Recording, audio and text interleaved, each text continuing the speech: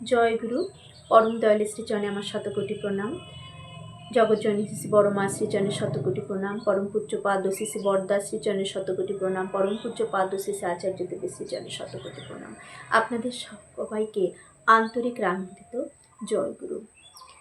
আগামী 1 মে শুক্রবার একটি বিশেষ দিন আমাদের প্রত্যেক সৎসঙ্গীগণের। সেদিন কিছু করণীয় আমাদের সকলের রয়েছে।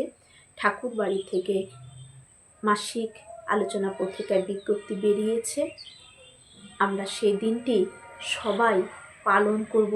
সেদিনটি সবাই সকলেই নামময় হয়ে থাকব। ঠাকুরের গ্রন্থাদি পাঠ করব, সারাক্ষণ নামময় হয়ে থাকব। আর সেদিন যত কম কথা বলা যায় ততই ভালো। এইভাবে আমরা শুক্রবারটি পালন করব। শুক্রবার ভোরে সবাই প্রার্থনা করবেন। ভোরে উঠে নাম ধ্যান ইষ্টভীতি করে সকলেই প্রার্থনা করবেন সেদিনটি, কারণ একটি বিশেষ দিন। সেদিনটি আমরা সবাই যেন সঠিকভাবে দিন যাপন করে থাকি। 1 মে শুক্রবার পরমারাধ্যা জগৎ জননী শ্রী শ্রী বড় মার 56তম তিরোধান তিথি। আর সেই দিনটি আমাদের সকল সৎসঙ্গীগণের হবিষ্যীকৃত। সেদিন আমরা সবাই হবিষ্যান্ন গ্রহণ করব। সকালে উঠে নাম ধ্যান ইষ্টভীতি প্রার্থনা করে আমরা ঠিক দুপুর 12টার আগে আমরা হবিষ্যান্নটা গ্রহণ করব। এটা কিন্তু অতি অবশ্যই সকলেই করবেন।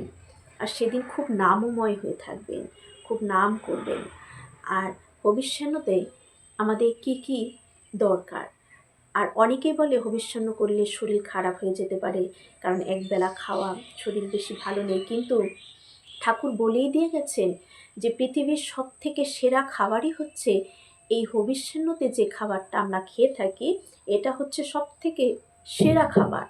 এই খাবারে আমাদের শরীরের অনেক ঘাটতি পূরণ হয়। তাহলে কিভাবে আমাদের শরীর দুর্বল হবে? বরঞ্চ আমরা ভালো থাকবো। আমরা যারা হবিষ্যান্ন করে থাকি তারা দেখবো সেদিন হয়তো একটু অসুবিধা হলেও পরের দিনটা আমাদের শরীরটা অনেক ভালো লাগে, অনেকটা তরতাজা লাগে। কারণ হবিষ্যান্নর যে খাবারগুলো সেগুলো ভরপুর প্রোটিন ভিটামিনে কিন্তু থাকে। তাই সেদিন সবাই এটা ঠাকুরের প্রতি বড়মার প্রতি ভালোবাসায় আমরা শুক্রবার হবিষ্যান্ন অবশ্যই সকলে বাড়ির প্রত্যেকে যেন পালন করি, সেদিকটা আমরা খেয়াল রাখবো। তো হবিষ্যান্নর জন্য আমরা সবাই জানি, তাও অনেকেই আছে হয়তো জানা নাও থাকতে পারে, তার জন্যই বলা।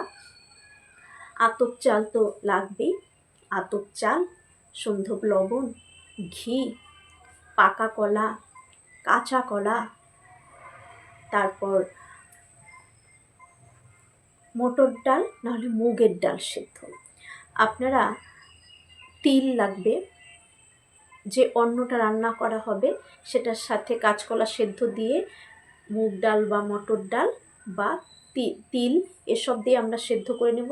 নইলে আপনারা আলাদা করে ডালটাও সুসিদ্ধ করে নিতে পারেন, আর কাঁচকলাটাও সেদ্ধ করে নিতে পারেন। ভাতের সাথে তিলটাকে দিয়েও আমরা সেদ্ধ করে নিতে পারবো। তিলটাকে রাখবো মোট কথা খাবার পাতে।